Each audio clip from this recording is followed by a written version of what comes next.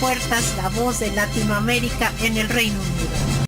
Escuchando, ya saben que estamos en su programa favorito, Abriendo Puertas, con Emma Alonso, transmitiendo desde Londres, Inglaterra, por extramedia1.com. Amigos, vamos ahora a tener un programa extraordinario, de verdad maravilloso, con muchísima información, con toda la información de actualidad, y vamos a tener también un cantante que es colombiano, es un joven muy talentoso y van a ver que les va a gustar muchísimo.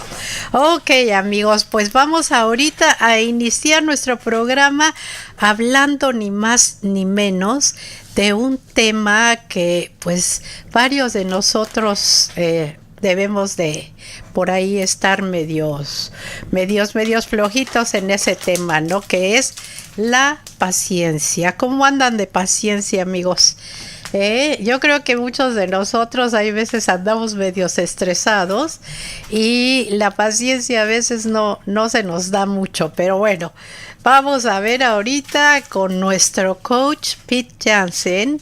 Él es el que nos va a hablar sobre el tema de la paciencia. Estoy ahorita tratando de conectarme con él por FaceTime.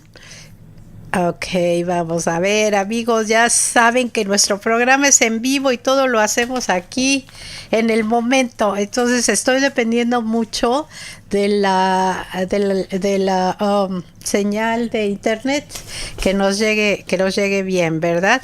Pero bueno, también quiero decirles que tenemos aquí un invitado maravilloso, que él, bueno, ya ha estado con nosotros, pero varias veces, una vez, pero esperemos que venga muchas veces más, la verdad, porque es una persona muy reconocida de verdad en nuestra comunidad aquí mexicana en el Reino Unido.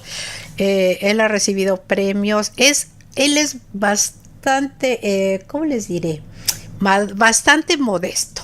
Y luego no nos quiere decir todos los premios que ha recibido, pero aquí lo vamos a forzar que nos diga, ¿verdad? Aquí tenemos con nosotros al ingeniero Santiago Suárez. Bienvenido, Santiago. Muchas gracias por la invitación y gracias por las flores. No, pues ¿cuáles flores? Pues es que es la verdad, ¿no? Tienes tú premios y muchas, muchas credenciales que la verdad que si yo se las digo todas nos llevamos medio programa. Aquí Santiago de verdad es una de esas personas que decimos que son unos de nuestros cerebros mexicanos y que veniste becado, ¿verdad? Sí, por CONACYT. Por CONACYT, así que imagínense nada más qué orgullo para todos los latinoamericanos y bueno, y sobre todo para México, ¿no? Bien, pues vamos a ver, amigos, qué pasa aquí con nuestro coach, porque no he podido entrar. Posiblemente tengamos que entrar por Skype. A ver si se puede entrar por Skype. Si no, pues vamos a ver qué hacemos, porque no puedo entrar con él. Si no, vamos a iniciar la entrevista con Santiago.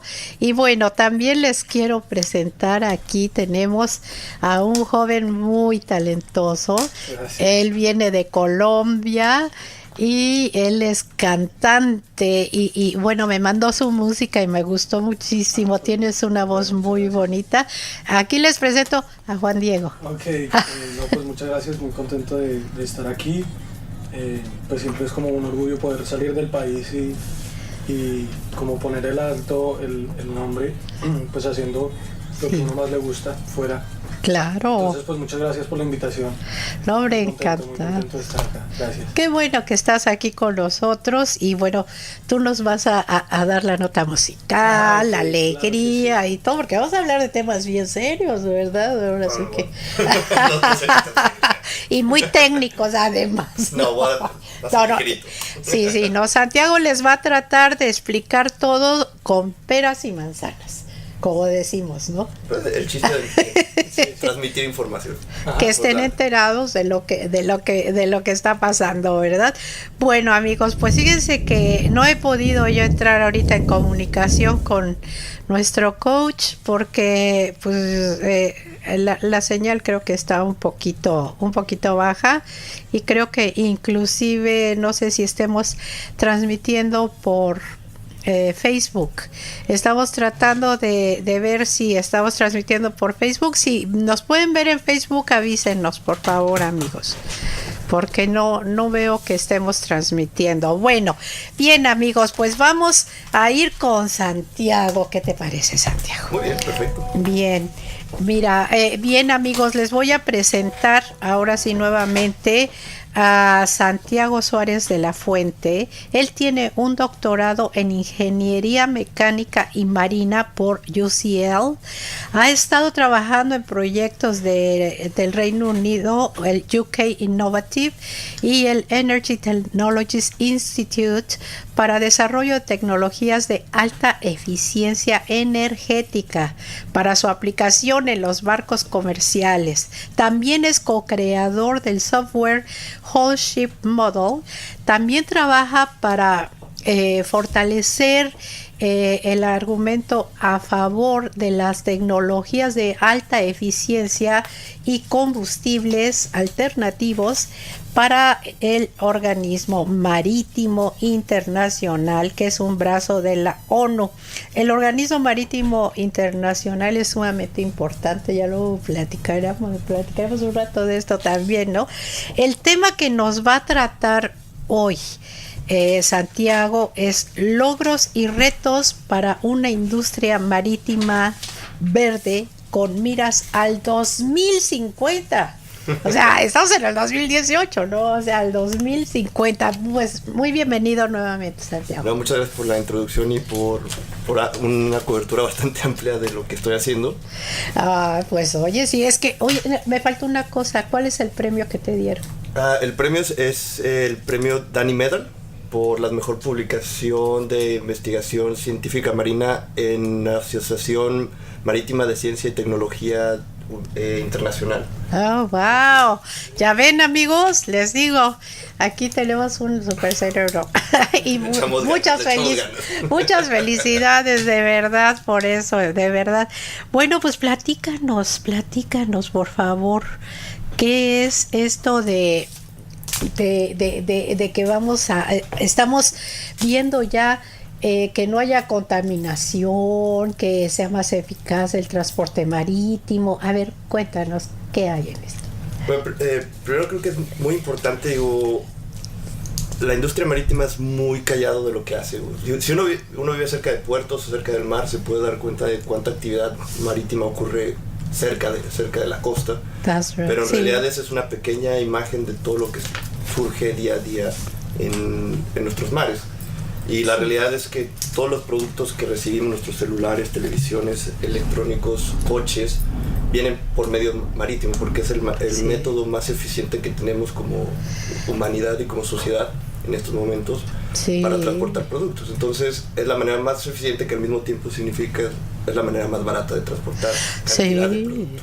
La verdad que sí, porque tienes razón, mucha gente no nos damos cuenta de la importancia que tiene la transportación marítima, porque digo, todos, tan solo el transporte de combustible, petróleo y todo eso, lo que tú dices, los coches, bueno, todo, la mayor parte se transporta en barco. Y aparte también el rol que tiene la parte naval y de globalización en el mundo está basada en qué tan buen sistema naval o mercantil marítimo tienes. Y si lo Sí. vamos desde inclusive de la época de la Armada Invencible, cuando perdieron contra los ingleses, es debido a que la tecnología de los ingleses era mucho mejor. Y después de eso tienes un periodo muy grande del Imperio Británico, donde se expande, y ahora tenemos la Commonwealth, pero todo viene a través de la fortaleza marítima que tienes. Entonces también juega una parte geopolítica muy interesante, Sí, que claro. en estos días no nos damos cuenta, porque ahora ya tenemos drones, tenemos submarinos, entonces Sí. empieza a ser un poquito más dislocado ese poderío global, si lo queremos ver de esa manera, pero sigue teniendo un rol muy importante dentro de cómo se desempeña la geopolítica, y al mismo tiempo el comercio es muy importante. Todo La importantísimo. globalización, la espina dorsal de la globalización es gracias al transporte marítimo. Al transporte marítimo. Porque los aviones, nadie, o sea, no puedes pagar lo que cuesta, inclusive todo el combustible, o sea, nos sale muy barato volar en aviones porque el combustible está altamente subsidiado.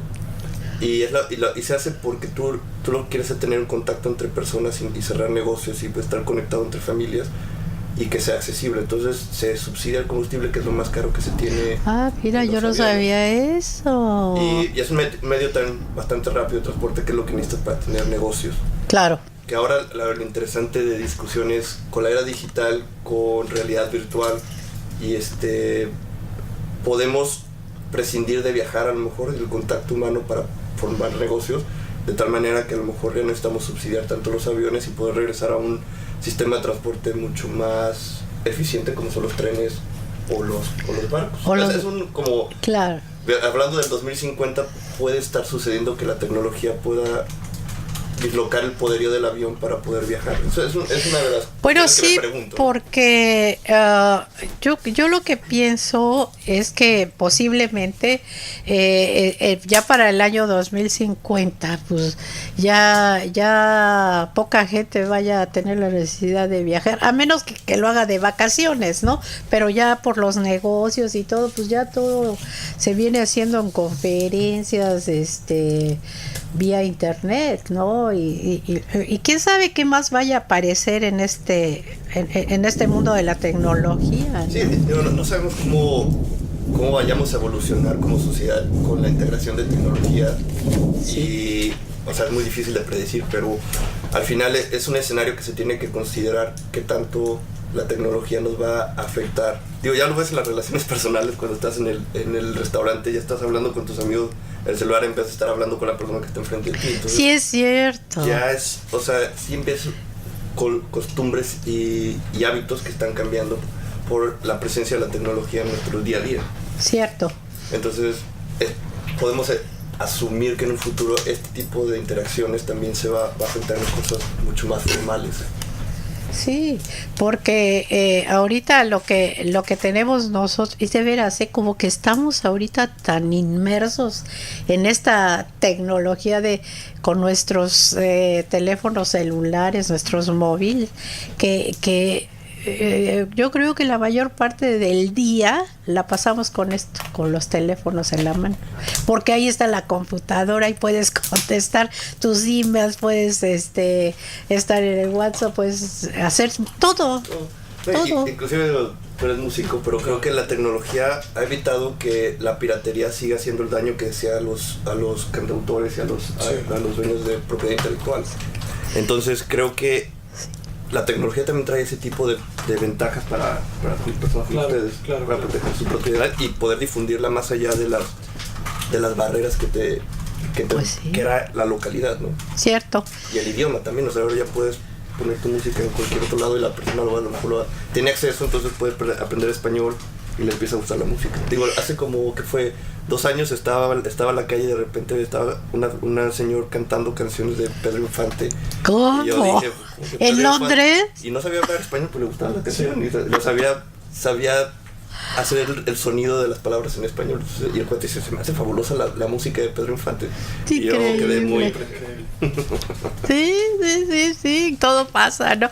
Bueno, pero síguenos platicando de los barcos, porque nosotros lo que vemos así por encimita nada más es que vemos que transportan, bueno, todo tipo de cosas, ¿no? Pero ¿qué tanto están contaminando los mares, los barcos? O sea, porque eso es muy importante. ¿Cuál es el tráfico marítimo que hay en los mares? O sea, de ser inmenso. No. Yo no me tengo ni la mínima idea. A lo mejor tú sí, pero es que de veras, ¿cuál es el tráfico? Por ejemplo, en los aeropuertos acá, pues más o menos te das cuenta, ¿no? Porque te lo informan y todo, pero de los barcos nunca estamos enterados. Es muchísimo. Y hay una cosa muy interesante que es el barco es más eficiente entre más grande sea. Entonces, lo que ha pasado ahorita con economías de escala es que los barcos del 2018 Sí. son alrededor de 20% más grandes de lo que eran en el 2008, y eso es muchísimo tamaño y muchísimo volumen para transportar. Y lo que ha pasado es que la crisis del 2008 Sí. pega bastante duro en la economía, y otra vez el agente número uno de la globalización es el transporte marítimo, Sí. y recibe un golpe muy fuerte por la recesión. Entonces de repente tienes muchísimos barcos medianos Sí. que ya no están llenos al 100%, probablemente 70%, y ese es un mal negocio para el operario de los barcos. Entonces lo que deciden hacer, mejor hago un barco mucho más grande, y en vez de tener lo que cargaba un barco, Sí. o un barco de 70%, tengo 2 barcos de 70%. Entonces tienes un barco mucho más grande cargando lo mismo que 2 barcos, pero estás trabajando al 100%, por lo tanto es un buen negocio. Y estás contaminando menos, ¿no? Porque es un barco, en vez de 2 barcos, pues es uno. Sí. Pero ¿cuánto pesará? No, Bueno, muchísimo. tengo tantas preguntas porque la verdad me da muchísima curiosidad saber. Digo, yo he estado en varios cruceros, es muy diferente. Y esos son grandes. Y son enormes. Es una ciudad. Vamos 3,000, 4,000 gentes en un crucero. Y tenemos tiendas y tenemos restaurantes y bares y espectáculos y albercas y bueno, todo. O sea, es una ciudad flotante. Es una ciudad flotante. Inclusive el barco contenedor más grande del 2012 se llama Emma Maersk y cargaba 11,000 contenedores de 20 pies. Y si lo pones en línea todos los contenedores, es alrededor de, si no me equivoco, 5,000 kilómetros en tren. Todo lo que cargas en un viaje. Si no me equivoco. Si pones todos los contenedores en línea. Y eso es lo que hace el barco. O sea, el barco es impresionante encargando una cantidad de productos en un viaje. Entonces, si lo ven, hay dos perspectivas muy interesantes, porque hay veces que las noticias lo manejan de una manera diferente. Sí. Si lo ves de la parte de qué tan grande es el barco y como unidad parada y contaminando, es de las cosas que más contaminan en el mundo, porque el motor, por ejemplo, tiene 100 megawatts, que es alrededor de 500 camiones de Londres operando al mismo tiempo. Entonces tienes toda esa contaminación por eso. Pero si le pones la consideración de que estás transportando tanta cantidad de producto con una distancia impresionante, la eficiencia es máxima. Entonces todo lo que tú repartes tus emisiones de carbono en todo el peso que tú estás transportando, y se lleva de calle al avión, al tren y a los camiones y a los coches híbridos. O sea, se los lleva de calle. Entonces tienes un sistema que es altamente eficiente y es un buen modelo de negocio, pero también como unidad que lo estás moviendo por puertos, sí es una unidad que te está emitiendo mucho localmente.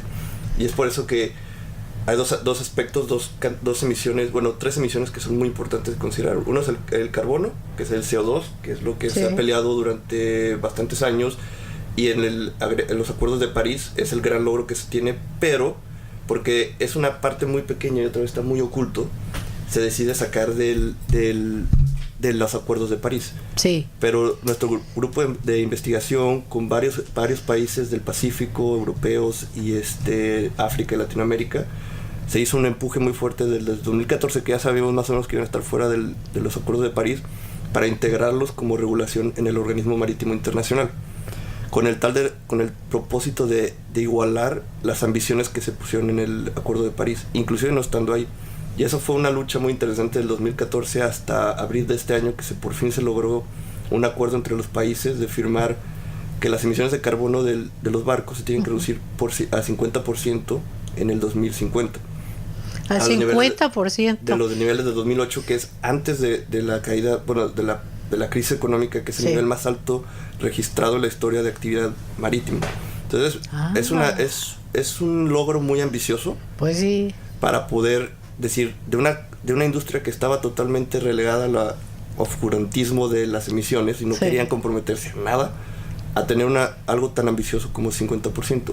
Nuestra investigación abogaba por un 75% para el 2050, porque es lo que va en línea de evitar un cambio climático, un aumento de la temperatura del globo de arriba de 1 grado centígrado. Entonces esa es la ambición que queríamos, por lo que estamos peleando, pero un 50% reconocemos que es un muy buen paso. De 0 a 50 es un gran logro. Ahora el siguiente reto es cómo llegamos a a ese 50% de aquí al 2050. ¿Cómo? Tecnología, puede ser tecnología, pero no es una sola tecnología, es un grupo de tecnologías más un cambio de combustible. Ya no podemos seguir quemando el diésel que tanto hace daño con los nitrógenos y el CO2. Contamina muchísimo. Y el otro son medidas operativas. Y yo sí creo que es la manera de cómo operas el barco, va a tener un impacto importante. Y es otra vez traer la tecnología que estamos empezando a considerar en coches, que es la autonomía, sistemas autónomos, que el barco pueda operar a lo más que pueda operar eficientemente hablando, y sin intervención humana, que es el factor más relevante de cómo puede cambiar un sistema de alta eficiencia a algo de eficiencia mediocre. Y todo depende mucho de cómo se está operando el barco. Entonces, la discusión ahora cambia a, ok, ya lo logramos y la batalla se logró, y ahora cómo llegamos a ese escenario que nos planteamos, esa ambición que tenemos. Y lo interesante es cómo traes tienes países altamente desarrollados, que son los primeros que se subieron al barco, excepto Estados Unidos y China. Se puede decir que ellos siempre estuvieron muy reacios a la idea. Sí. Entonces tienes un grupo de países que son altamente desarrollados, que no van a tener un problema en invertir en tecnología, cambio de combustible, porque no nada más es, lo cambio el combustible a mi barco, cambio los sistemas de suplir combustible en mis puertos, y tienes puertos de todos lados. Sí, tienes puertos grandes, Rotterdam, Hamburgo, Londres, pero ¿qué pasa con los puertos más chiquitos? Que también hay actividad económica, también tienes que llegar al norte de Escocia. Entonces tienes que tener una infraestructura para ese tipo de combustible para que pueda ser consumido por los barcos. Y la pregunta es, tienes 104,000 barcos ahorita moviéndose en el globo terráqueo, y no todos usan el mismo combustible. ¿Cuánto? 104,000 barcos moviéndose, de 500 toneladas para arriba. O sea, no estamos considerando casi nada de la población de barcos pesqueros o de turismo local, que son un poquito más chiquitos, no se consideran en el catálogo de emisiones, porque pues representan, en el global no representan tanto, pero sí son bastantes más. Pero no son los más graves, pero sí son tantos barcos, y cada barco tiene un propósito, y ese propósito define la estructura y la forma de tu barco, y qué combustible va a usar, qué tecnología va a tener a bordo, y qué tan grande va a ser, y por dónde va a operar. Entonces tienes una diversidad tan grande, inclusive los barcos hermanos, que les llamamos, que son barcos que se producen en serie, son diferentes. Llegas y dices, bueno, si son hermanos y operan desde el mismo año, pues son iguales. Deben ser iguales. Sí. Los resultados son diferentes. Entonces, el factor humano también te afecta en cómo va a desempeñar tu barco. Entonces, ¿cómo logras integrar y reconocer estas diferencias y traer productos y estrategias para que pueda llegar a una reducción de emisión de carbono? Y nosotros lo que hemos estado considerando es cambios de diésel a hidrógeno, probablemente. O sea, nosotros creemos que el hidrógeno va a ser uno de los combustibles para el transporte marítimo del futuro. Mira. O biocombustible, pero el biocombustible te trae un problema muy interesante, que es, para producirlo necesitas usar la tierra. Entonces, ¿para qué usar la tierra? Para alimentar personas o para mover tu flota. Y ya está la cosa. Muy interesante. Que después el siguiente argumento es, tenemos combustibles de algas, y esto parece ser que es muy sustentable, y puede ser un muy buen combustible para el transporte marítimo, que eso es ¿Qué es? ¿Algas marinas o qué? Sí, algas. Pues ahí muchísimas se plantan. Es lo que decimos un ciclo de carbono neutro, porque sí vas a producir emisión de CO2, pero esa se va a volver a capturar con las algas, y esas algas se vuelven a usar para producir. Entonces es redondo. Y ahorita, por ejemplo, hay bastantes universidades del Reino Unido que están modificando el material genético de las algas para que puedas extraer mucho más combustible, que es la grasa del alga, la puedas extraer mucho más fácil. No tengas que en sí deshacer del alga, sino que el alga secreta esa grasa por exceso, y tú capturas la grasa y el alga sigue funcionando. Entonces todavía es muchísimo más eficiente. Puedes tener granjas de producción de combustible con alga funcionando todo el tiempo. Digo, esas son de las innovaciones que se están trabajando en este momento. Y además crecen, pero en un instante, se multiplican. Necesitan nada más la luz solar para poder operar, que no sé cómo le hagan en el Reino Unido para eso, pero Bueno, hay barcos, ¿no?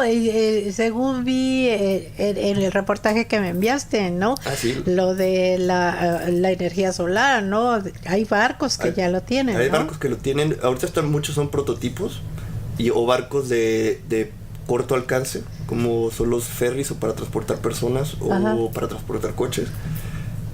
También está como el sueño romántico de que va a regresar las velas. ¿Cómo? Las velas de viento. Ah, Porque no, pero yo dije, bueno, ¿por qué? Pero pues son más... No es mucha la velocidad, ¿o sí? no. Esa es uno de los Pero detrimentes. sí. Es que tú dependes del viento, pero no se está viendo como se veía antes, sino que es algo complementario a tu motor principal. Tu motor siempre va a estar operando, Sí. pero cuando tengas vientos favorables, operas con la vela, reduces la carga del motor, o sea, lo operas a menos revoluciones y logras reducir tus emisiones de carbono porque estás usando el viento. Ah, Entonces, ya. están las velas, que es lo más romántico, pero más complicado porque estamos hablando de barcos de 200, 300 metros de largo, de 500,000 toneladas. El tamaño de las velas y cómo las operas, las despliegas, las pliegas, Eso. se vuelve muy, muy complicado. Entonces, hay otros sistemas como papalotes que se conectan en la proa del barco y se avientan hacia el aire, Hacia el aire, sí. hacia el cielo, y agarran los vientos y eso empuja. Ajá. Es mucho más fácil de recuperar, pero también es muy caro porque si jala muy fuerte y hay un viento de lado, la tensión del cable se rompe. Bueno, por la tensión del cable, el cable se rompe y pierdes tu Lo pierde, se va. papalote, y ahí van 70,000 euros. Bueno, pero también pueden hacer los barcos más ligeros para También. que no tenga, o sea, porque lo que es el casco del barco del barco y toda su estructura es muy sólida, ¿no? Es muy sólida. Pero se puede hacer de un material un poco más ligero, Es muy o sea, interesante. para que no jale tanto combustible, también eso le puede aliviar, ¿no? También lo puede ayudar, pero también tienes es muy interesante el material más ligero, muy interesante porque el que soporta el peso, lo que soporta el peso al final del día de los barcos es el agua. Exacto. Entonces, tú puedes, aunque pese un poco más tu barco, el agua te va a, ¿cómo se llama?, a soportar. Te va a soportar, te lleva a flote, o sea... Ahora, la cuestión del peso y lo interesante, entre más peso le pongas, necesitas desplazar más agua para que te soporte. Claro. Y entre más bajo estés, más Claro. resistencia vas a tener de la parte sumergida de tu casco. Y eso sí te va a afectar en la potencia. Entonces el argumento de un barco más ligero sí hace sentido, porque aunque tu carga la va a soportar el agua, Sí. el que estés menos reducido o tengas menos área tocando el agua, te hace un barco más eficiente. Ah, ya. Entonces se hunde menos Se hunde menos. y tienes una resistencia menor. Entonces esa es otra solución. Han probado barcos de fibra de carbono, Sí, y de fibra de vidrio, como con materiales compuestos, sí. y aluminio. Pero se trataron en los 70s, que eran muy innovadores en aquel entonces, y otra vez en los 80s por la crisis del petróleo. Sí. Pero surgieron varios problemas, cascos abriéndose a la mitad, por ejemplo, con el aluminio y con los materiales compuestos. Sí. Pero el poder, eso fue en los 80s, tenemos 30 años, 40 años de desarrollo, y creo que podemos empezar a considerar cómo traerlos de vuelta. Inclusive tuvimos barcos de concreto. ¿Cómo que de De concreto?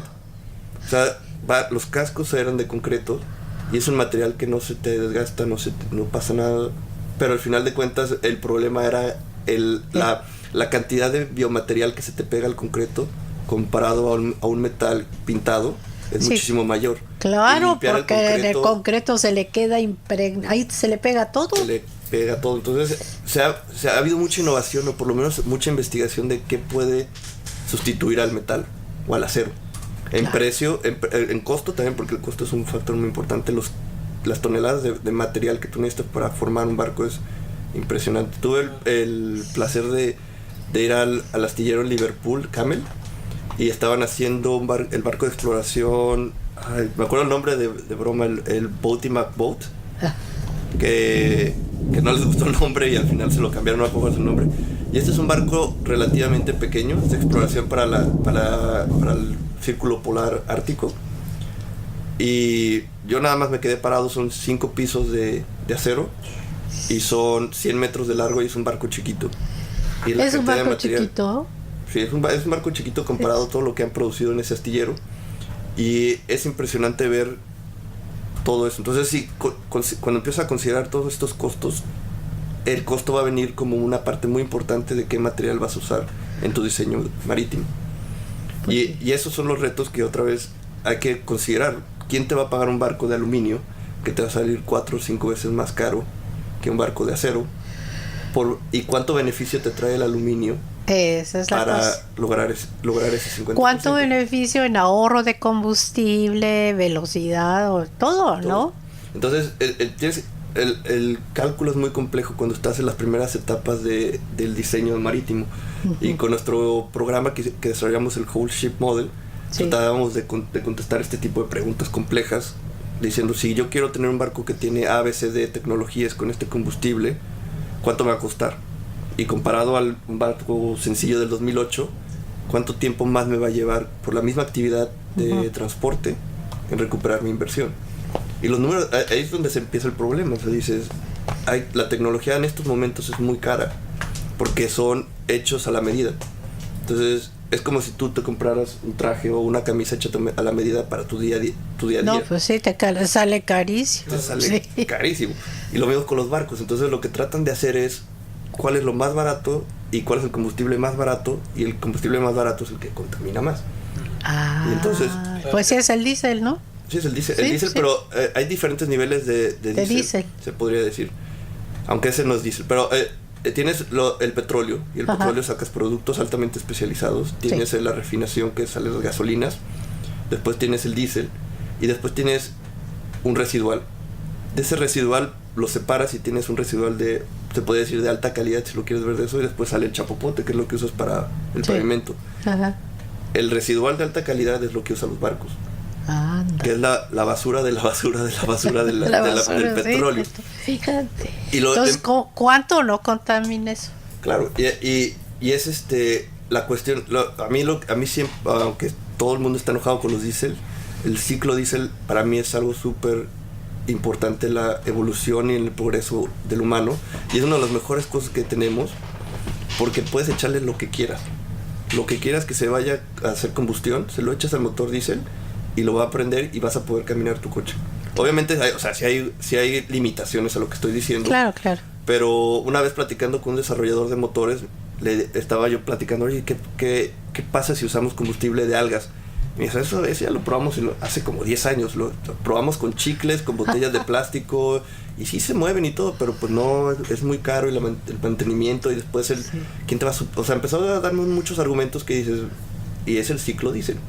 El problema, y esto me lleva al siguiente tema, que es las emisiones de nitrógeno y las emisiones de sulfuro. Y en eso, el porcentaje que la industria marítima representa mundialmente es el 30%. Y es altísimo, porque el carbono es del 2 al 3%, y en emisiones de nitrógeno y de sulfuro llegamos hasta el 30%. Y el nitrógeno tiene muchas causas que pueden afectar a la salud del humano, que es el que está operando en el barco y también en el puerto, que es donde pues sí, cierto, sí, en el puerto. Y es el mismo problema que tuvieron con el Dieselgate. Es el nitrógeno el problema, porque Volkswagen nunca no tenía la tecnología. Yo creo que sí tenía la tecnología, pero no la quisieron usar. Y hicieron trampa en las pruebas de emisiones en Estados Unidos y en Europa. Y porque no querían invertirle, o no querían sacar hacia adelante la tecnología que tenían en el borrador. Y el problema es el nitrógeno, porque el nitrógeno es lo que está respirando, y es el problema del diésel, básicamente. Pero sí sacaron carros, o sea, los carros diésel entonces son contaminan muchísimo. O sea, el diésel, si estuvieran bajo la regulación que tiene ahorita, que creo que es la número 6 europea, no debería ser problema para la salud, o como lo plantearon en la Unión Europea. El problema es que para lograr eso no puedes tener el mismo nivel de eficiencia que te estaban prometiendo los coches que te están vendiendo. Entonces, hay varias opciones para lidiar con el nitrógeno, tecnologías que ya están disponibles, pero ellos nunca las quisieron poner, porque no quieres ser tú el primero en decir, bueno, yo no puedo no te voy a hacer que tú pagues más porque son tecnologías caras Sí. y no vas a poder vender la misma cantidad de coches. Tú, Volkswagen, no puedes enseñar, yo no puedo alcanzar estas emisiones, entonces voy a venderte una tecnología de 1,000 euros más, que se va al valor de tu coche, mientras Honda sí puede y vende su coche al precio que tú estás vendiendo. Entonces tú pierdes mercado. Claro. Entonces, ¿qué te sale más barato? Pensando que nadie los iba a descubrir, que a mí se hace una presunción pues, muy baja sí, la de su verdad. parte. Sí. Porque tienes una ética y debieron de haber dicho, si no podemos, tenemos que traer esto. O cómo le está haciendo Honda o cómo le está haciendo Toyota para cumplir con esto. Entonces, ese argumento es muy interesante. Yo creo que el diésel lo mató Volkswagen. Yo creo que todavía le quedaban 20 años de Pues vida. dicen que ya esos carros ya están saliendo del mercado, ¿no? Uh-huh. Los dicen. Bajaron muchísimo de precio. Sí, muchísimo. Es un coche que es altamente eficiente comparado a lo que es el motor de bujía. Sí. Es mucho más eficiente, más fácil de mantener. O sea, tiene muchas ventajas. Muy barato. Es muy barato el combustible. Entonces, tenía muchas ventajas y era y se estaba planteando la transición, que yo no sé por qué tampoco Volkswagen nunca la hizo, de hacer un diésel con baterías, que sería el híbrido. Porque generalmente lo que tenemos es un híbrido. Ese es el que yo tengo, el híbrido. Sí, pero ese es de motor de bujía. Yo tengo el Honda, ya. Y muy buen coche. Muy bueno. Entonces tienes todas esas tecnologías que estaban guardadas, porque los manufactureros estaban felices, las ventas eran increíbles, Sí. todo estaba en orden. Entonces tú guardas tus programas de investigación y desarrollo y dices, bueno, lo voy a sacar en el 2020 y lo voy a estirar tanto tiempo más. Porque ellos hicieron inversiones de tantos millones o billones de euros para esa particular máquina y quieres sacar lo más que puedas. Entonces guardas tu progreso y dices, bueno, en este año lo saco y de aquí puedo sacarle un jugo. Y lo vimos muy, muy particular con Mazda. Pasa lo de Volkswagen y ellos tienen un motor que a mí se me hace era el siguiente paso, que es una mezcla entre el motor de bujía y el motor diésel. Sí. Entonces te da el rendimiento del diésel sin las emisiones del diésel. Ah, mira, o sea, los Mazda. Estás hablando. Es un motor de Mazda que Ajá, lo van a sacar el próximo año. Ajá. Lo triste de todo esto es que ellos lo planeaban sacar como en el 2021, a miras de llegar al 2040 con este prototipo y hacer muy buen negocio. Lo malo es que en el 2040 Francia y el Reino Unido y probablemente otros países ya prohíben la combustión interna, motor de combustión interna, que es todos los motores que conocemos en este momento. Entonces, o nos vamos por celdas de combustible con hidrógeno, que todavía lo veo un poco lejos, o con baterías. Y entonces estamos viendo un cambio muy impresionante de los manufactureros de coche hacia la propulsión eléctrica. Y todo ya. porque sí, Volkswagen, y yo sí lo tengo que decir que fue Volkswagen, hizo una mala decisión y destruyó su plan de negocio que tenía de aquí al 2040. Y Sí. con él se llevó de las patas A todos los demás.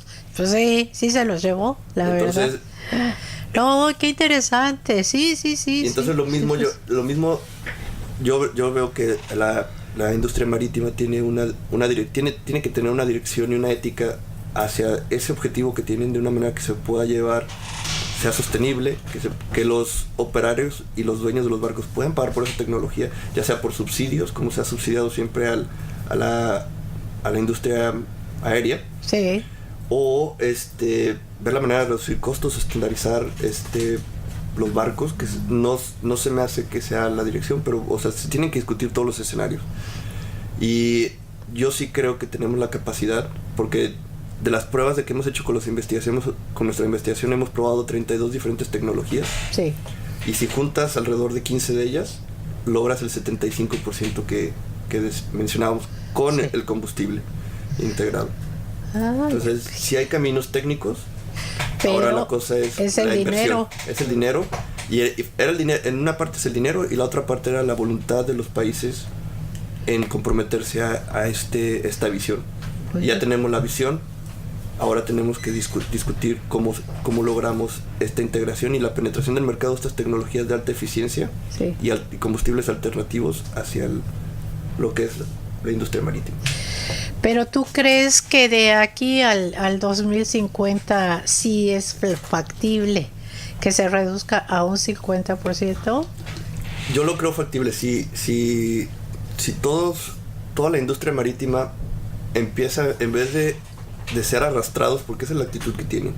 Tienes una regulación y la regulación es la que te está moviendo hacia esa posición, sí, en vez de ser tú como industria el innovador. Y lo pasó lo mismo que pasó con la industria automotriz. Ellos están arrastrando los pies y era la Unión Europea y Estados Unidos básicamente los que están impulsando altas regulaciones. Y sabemos ahorita que tenían investigación y desarrollo mucho más avanzado de lo que te estaban pidiendo, porque ellos estaban previniendo que la Unión Europea iba a pedir más y Estados Unidos iba a pedir más. Entonces van 5 años más adelante de lo que pasa, pero están arrastrando los pies, están haciendo el mínimo indispensable para verse éticos, para cumplir. Y lo mismo tiene que, o sea, no puede pasar lo mismo en la industria marítima si queremos llegar a ese objetivo. No puedes arrastrar tus pies, tienes que invertir, tienes que ser arriesgado, tienes que ver cómo con tu propio país, tu dueño del barco, tu departamento de diseño, astilleros y puertos también, porque los puertos también van a manejar una importante parte de esa reducción de 50%. Cómo juntos como entidad puedes tú lograr ese 2050, y la tecnología y el desarrollo y la investigación está ahí.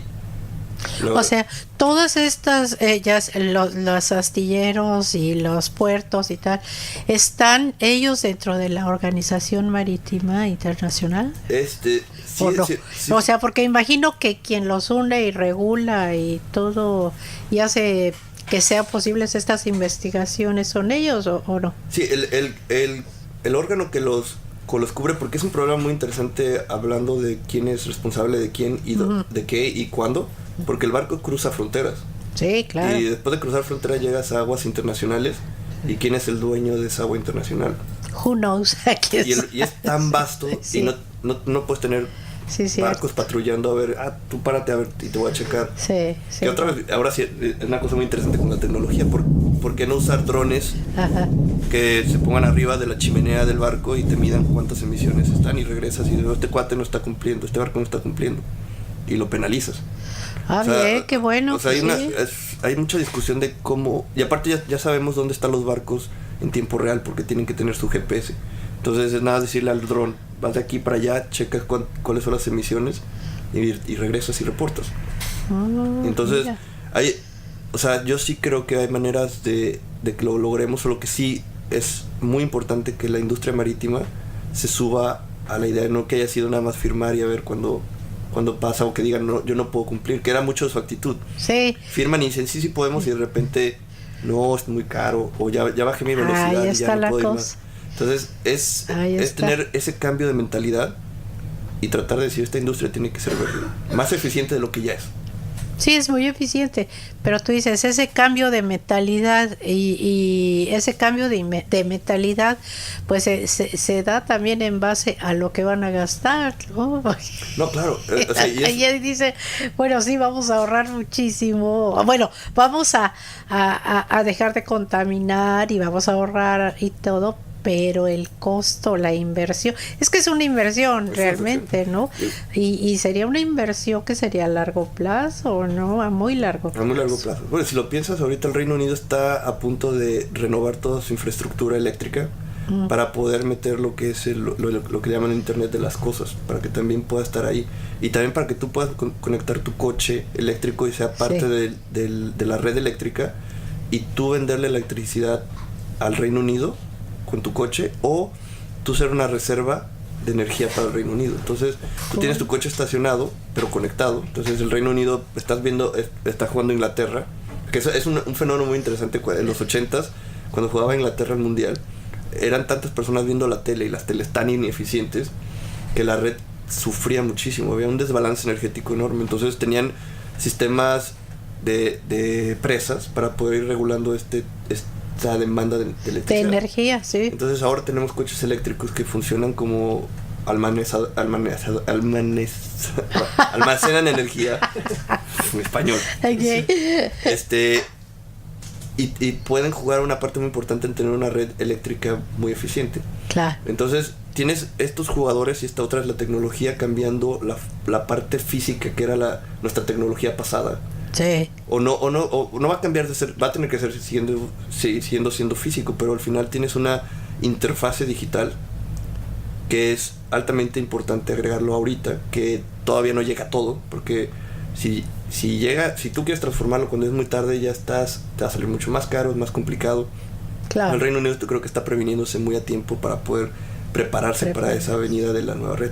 También sé que en México ya tienen un prototipo, no sé cómo les esté yendo, pero es muy chiquita, pero están en el prototipo. Bueno, pero ya iniciaron.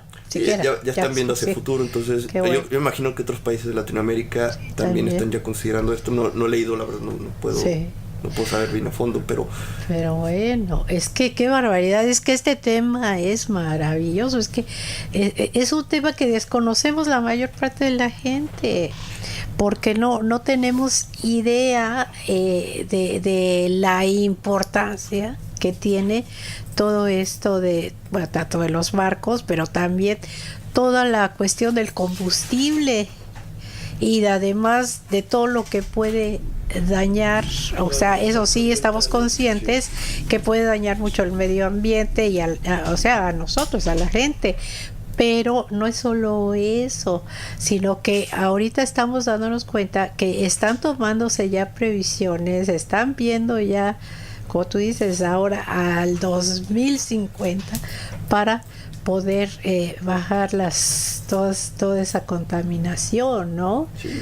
Y también ser también hay una parte muy interesante, que ser más eficiente energéticamente hablando te conviene a ti como usuario de energía. Claro. Porque es menos gasto para ti. Sí, sale más barato. Mucho más barato. Mientras más las tecnologías renovables empiezan a escalar, baja el costo de la electricidad para el que lo produce, pero al mismo tiempo tú compras un foco LED, lo pones en tu casa, te sale más caro, obviamente, y es también la perspectiva de los barcos, ¿no?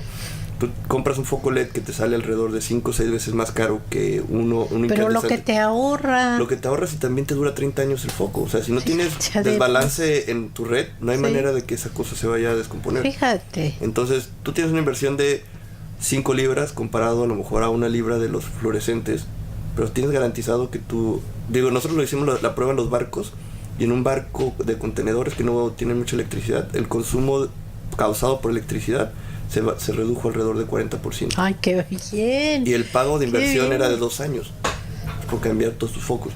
Entonces creo que eso mismo se puede aplicar en nuestra vida día a día, y la eficiencia energética tiene un impacto muy importante en tu bolsillo, además de las emisiones que repercuten en la salud de todos. Claro, es cierto. Pues qué interesante, Santiago, todo esto que nos has dicho. Ya ahorita acá Mike me está diciendo ya que ya tenemos que pasar. ¿Con qué te gustaría concluir, Santiago?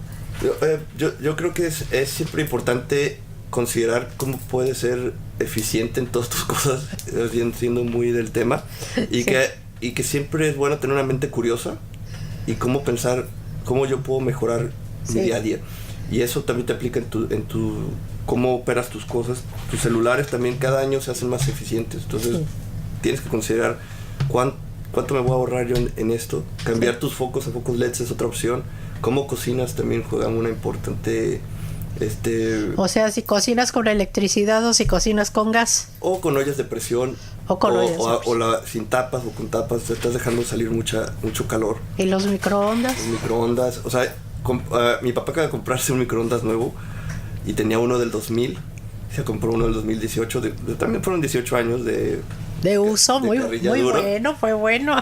Pero la cantidad de electricidad que pagaba por el horno de microondas es inmensamente comparado a lo que está gastando ahorita en un horno de microondas 18 años más nuevo. Entonces también hay que considerar que a lo mejor cada 5 años es evaluar si tu equipo, la cocina, el refrigerador, conviene cambiarlo, porque el retorno de inversión a veces es mucho más alto de lo que creemos. Y por eso tenemos que tener una mente curiosa de decir, voy a ver qué está ofreciendo el mercado y qué tan bueno va a ser comparado a lo que tengo ahorita. Claro. Pero obviamente hay un pico, ¿no? O sea, no puedes operar un refrigerador sin energía. No, claro que no. Entonces vamos a llegar a un pico donde ya no va a haber mucho sentido a comprar algo que es más eficiente, porque va a ser 1%. Pero sí hay unos brincos muy grandes cada 5 o 6 años en la tecnología del hogar. Entonces, tener una mentalidad de eficiencia energética es ser eficiente en todo lo que haces, pero también en que te conviene a ti. Al final el que va a ganar eres tú, vas a gastar menos. vas y a al final gastar ayudas al menos. medio ambiente. Claro. Además, sí, ya ven amigos, pues ustedes deben de checar a ver si sus aparatos eléctricos, ¿cómo le dicen? Electrodomésticos, tienen más de 5 años, pues vale la pena a lo mejor que le cambien e inviertan un poquito porque se van a ahorrar más en energía eléctrica, va a ser más eficiente. Entonces, pues sí, chequen datos por ahí. Ahora sí que googleenlo. Sí, páginas de internet y no hagan la compra de todos los equipos al mismo tiempo porque No, poco a poco. Exactamente, hagan un plan estratégico de gastos y vayan midiendo también cuál es el efecto. Pero sí hay páginas de internet que pueden ayudar más que yo, pero sí es esa mentalidad que es importante siempre estar considerando, llegué a este punto pero puedo ser mejor. No, qué importante lo que nos estás diciendo, porque nos sirve a todos, de verdad, y es algo que desconocíamos. No, pues Santiago, muchísimas gracias, porque qué interesante no, nos podemos pasar toda la noche platicando con Santiago. No, hombre, sí, pero vas a tener que regresar porque digo, nos dejaste aquí como que todavía con muchas preguntas y sí te vamos a esperar. Oye, por ahí hay un evento de la universidad, ¿no? De UCL, sí. Pero no sé, ¿lo traes la información? Lo traigo, pero como que no como que no tenemos internet. Sí, no puedo bajar bien, pero es sacarlo. Digo, sí. no voy a decir la fecha porque no sé cuándo es, pero es en verano. Ajá. Pero la Sociedad Mexicana de Estudiantes de UCL está organizando lo que anualmente hacemos, es el México Summit. Ajá. Y este año es el tema de migración. Sí. Estamos invitando a todas las personas que nos acompañen al Summit para poder escuchar discusiones de profesionales expertos en el tema. ¡Ah, qué bien! Como en UCL, va a ser en UCL, la universidad. Okay. Aquí lo tengo. Gower Street. ¿No es este? Sí, la fecha es el 7 de junio del 2018. Ajá. Y todavía no sacamos la agenda del día. Bueno, yo no estoy participando, así que me dueñé de eso, perdón. Pero bueno, la Sociedad Mexicana todavía no saca A ver, aquí agenda. Sofía te va a dar también más. No, es el mismo, creo. Nada más que es el México Summit y el tema de este año es en migración, Human Mobility in a Changing World. Estamos esperando tener invitados que nos hablen. Acerca de diferentes formas de ver la migración, sus efectos en diferentes cuestiones en las ciudades, el crecimiento demográfico, cuándo se convierte en un problema la migración y cuándo en realidad no es un problema o se ha convertido en un problema mediático. Y nos encantaría tenerlos a todos en UCL participando con nosotros. Es abierto al público, no tiene costo la entrada y es un evento, bueno, académico, pero también que requiere la participación de la sociedad civil, sobre todo nosotros, todos los que somos migrantes aquí. Así es. Oye, qué bien, Sofía, muchas gracias. Aquí tenemos a Sofía Collington. Ya saben que ella es una colaboradora maravillosa de nuestro programa, es quien nos habla de toda la política. Ella es politóloga, así que imagínense. A ver, amigos, es junio 7 en UCL London, así que les vamos a pasar esta información en nuestra página de internet, pero también quedan invitados los organizadores para que nos vengan a platicar sobre el evento. Sí, yo creo que voy a hablar con Rafael Prieto Curiel y Mara para que vengan a platicar un poco más del evento. Excelente. Si me escuchan, ya saben que están invitados, Mara, por acá los esperamos.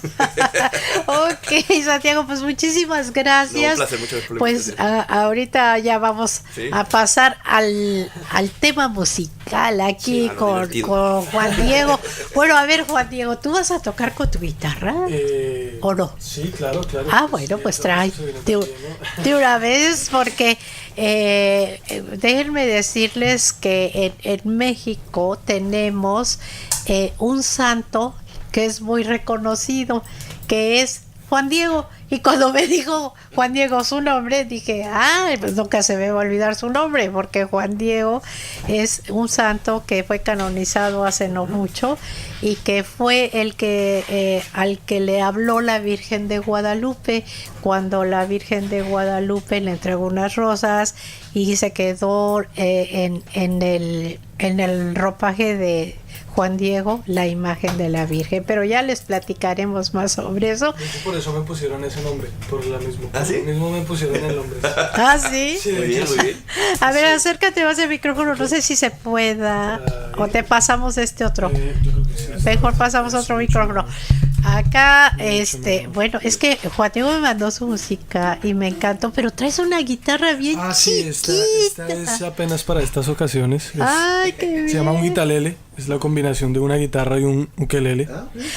¿Qué no son los Entonces, como hawaianos o qué no son? El ukelele lo usan, sí, mucho. En Jamaica tiene un sonido bien particular. Pero muy esta es como bien. la combinación de ambas cosas. Ok, Juan Diego, pues entonces, ¿qué nos vas a cantar ahorita? Pues esta A ver. canción es de mi autoría. Se Eres llama- cantautor. Sí, señora. Felicidades, qué Muchas bien. gracias. La canción se llama Ya no estarás. Pues dice así. A ver.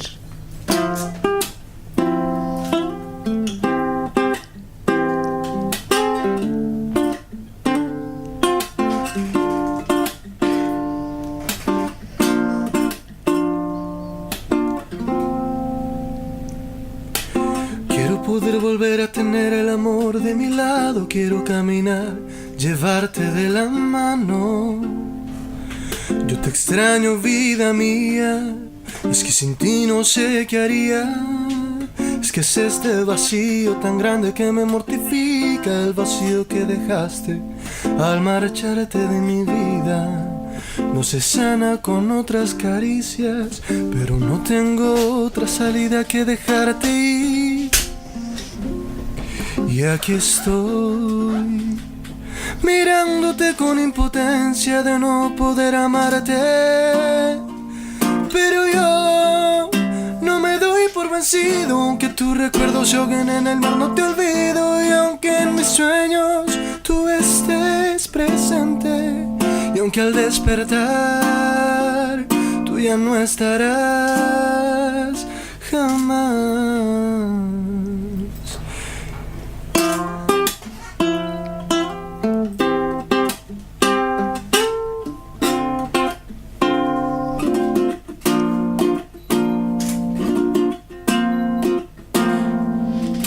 Y ahora más que nunca yo siento que te necesito, y si no estás conmigo me falta el abrigo.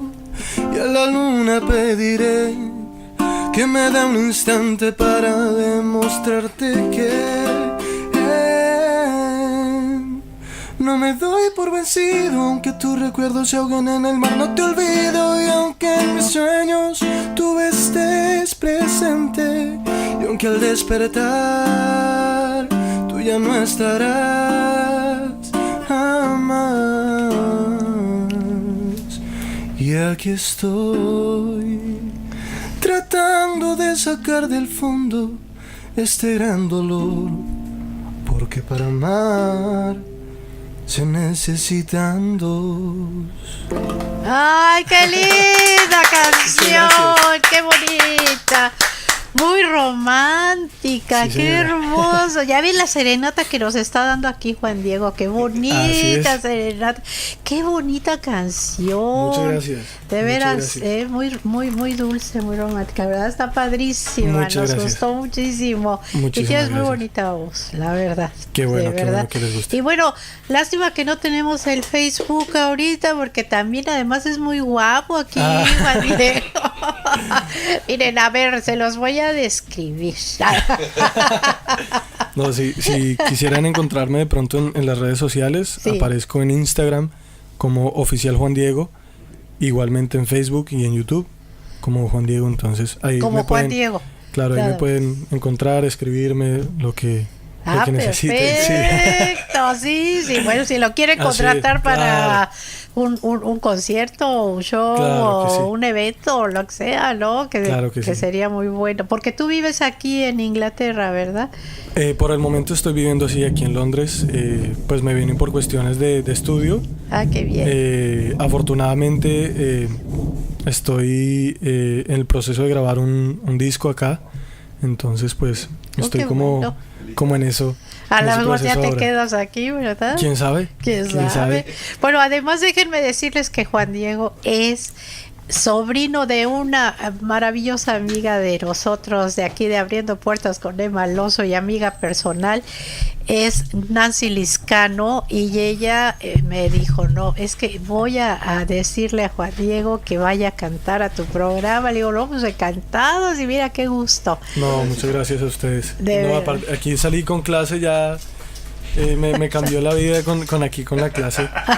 Sí, estoy ahí. Muy bien. Sí, no, yo estaba ahí pendiente, muy pendiente. Muy bien.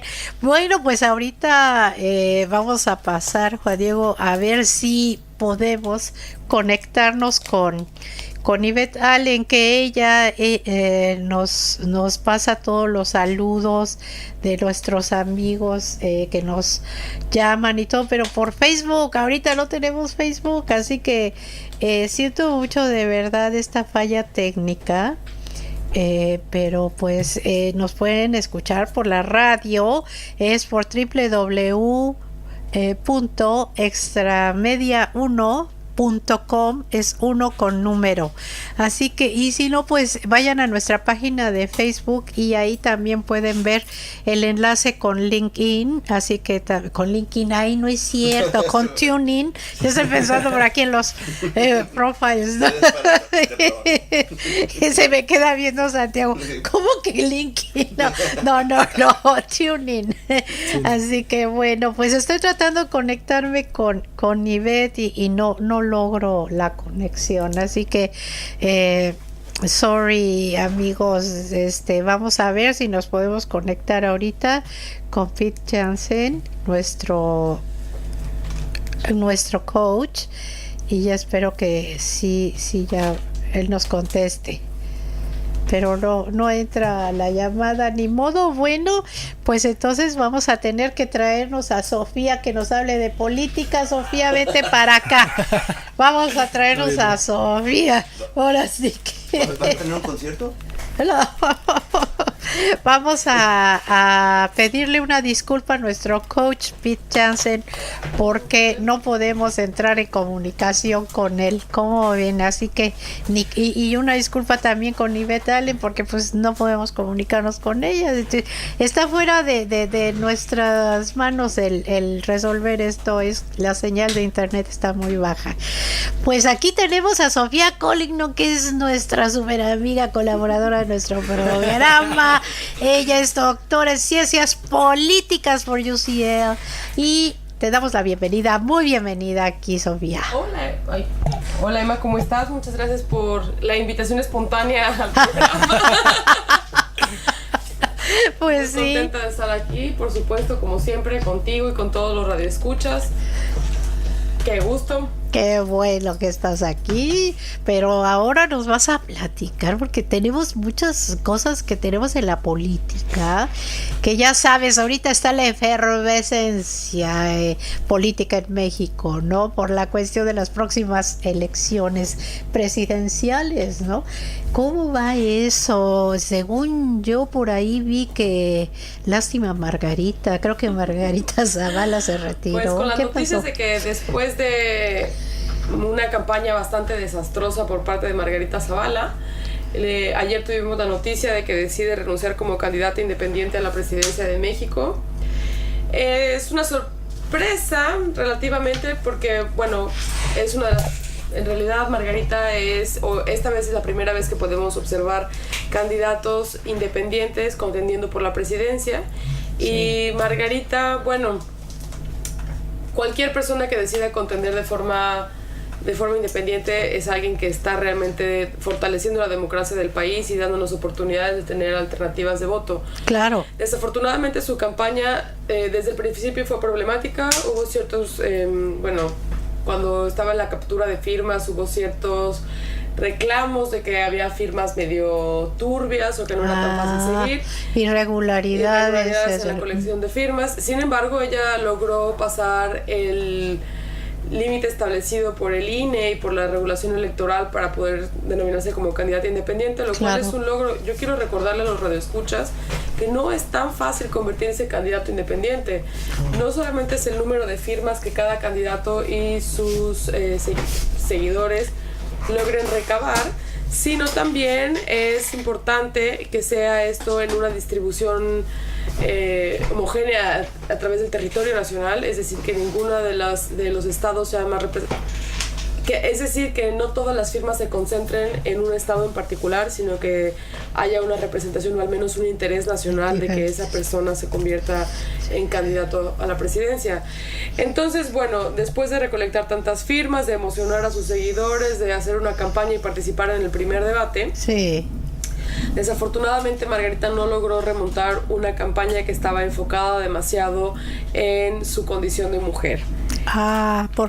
Bueno, ahí está la cosa. En realidad es que hay que recordar que el presidente de la República o la presidenta, o sea, quien consiga llegar al cargo, en realidad es presidente de los y las mexicanos, no nada más es... Entonces es una campaña, o a mi gusto, tener una campaña que sea tan enfocada en tu condición de mujer y haciendo tanto énfasis en el hecho de que tus políticas van a favorecer a las mujeres, pues obviamente lo que hace es que no logra despertar el interés de un sector de la población que, bueno, es casi la mitad, ¿no? O sea, en México aproximadamente 49% de la población tiene un sexo de nacimiento masculino y alrededor de 51% nace con sexo femenino. Mira qué interesante, ya ven, amigas mexicanas luego que dicen que no hay muchos hombres, pues están casi mitad y mitad. No, sí, hay una paridad. Estoy bromeando. Bueno, esto en realidad no es un problema exclusivo de Margarita tener campañas que sean demasiado enfocadas en su condición de mujer. En realidad, muchos de los estudios acerca de campañas y opinión pública se enfocan en las diferencias entre en los tipos y los estilos de campaña en candidatos femeninos y candidatos masculinos. Esto es básicamente, bueno, se debe muchísimo a estereotipos generacionales, a estereotipos culturales que no permiten que las mujeres sigan compitiendo en igualdad de circunstancias, sí, sino que en muchos casos aún así tenemos que hacer énfasis en bueno, no sé si los amigos radioescuchas recuerden la campaña de Josefina Vázquez Mota. ¡Ay, bueno! Solo por traer a colación la triste historia. La triste historia de Josefina Vázquez Mota. Pero sí, en su caso, por ejemplo, podríamos haber observado una campaña que era diametralmente opuesta. Una campaña que lo que hacía era tratar de masculinizar a Josefina. Ese famoso eslogan de campaña de Josefina, una mujer con muchos pantalones, en realidad lo que trataba de hacer era un poco masculinizar a Josefina para que pudiera competir en una contienda que desafortunadamente en México sigue siendo dominada por los hombres. Sí. Y en el caso de Margarita parece que la estrategia fue la contraria y fue sin embargo hacer que su feminidad o apostarle al hecho de que ser una candidata mujer podría apelar a las necesidades de la población femenina, que en un contexto donde los feminicidios están a la orden del día, donde la violencia de género es cada vez más frecuente, donde en realidad no hemos podido eliminar y erradicar la violencia intrafamiliar, la violencia de género entre parejas, y que además en el último año ha despertado un gran interés y pues más que interés, coraje. Pues sí, porque esos homicidios de verdad que no han podido ser resueltos y tal, y que han muerto han asesinado a muchísimas mujeres, ¿no? Pero bueno, pues ya esa es otra cosa. Pero yo lo que te quiero también mencionar es que los candidatos independientes están muy, ¿qué te diré? Como que el INE le da una cantidad enorme de dinero a cada partido político, ¿no? Pero a los candidatos independientes les da una mínima cantidad, ¿no? O sea, a lo mejor también Margarita no tenía los recursos, ¿eso no lo dijo? ¿O? No que yo sepa. Entonces no es eso. Pero es cierto que la diferencia económica entre los candidatos independientes y los partidos políticos es grande. Sin embargo, México es uno de los pocos países donde el financiamiento de los partidos y de las candidaturas viene por dinero público. Hay que recordar que esto se hace... Hay condiciones históricas que han marcado el que se haga de esta forma. Una de ellas es que, bueno, venimos nosotros de una dictadura de más de 70 años, de una dictadura de partido. Del PRI. Para muchos se nos pudo haber olvidado. Sí. Pero en realidad durante ese tiempo es que la maquinaria del partido lo que hacía es que controlaba todos los elementos relacionados con las elecciones. En su propio partido la nominación de candidatos, pero también como controlaba el dinero público, había muy pocas probabilidades de que los partidos de oposición lograran tener alguna presencia durante la campaña. Sin embargo, cuando se crea el IFE y empezamos poco a poco a consolidar las instituciones democráticas y cada vez más cercanos a la transición a la democracia, lo que se vio, o una de las cosas que logramos que pasara, es que se diera dinero público a los partidos políticos. Esto con la finalidad de hacer que los partidos de oposición pudieran contender en igualdad de condiciones contra el PRI, que era el partido hegemónico en ese momento.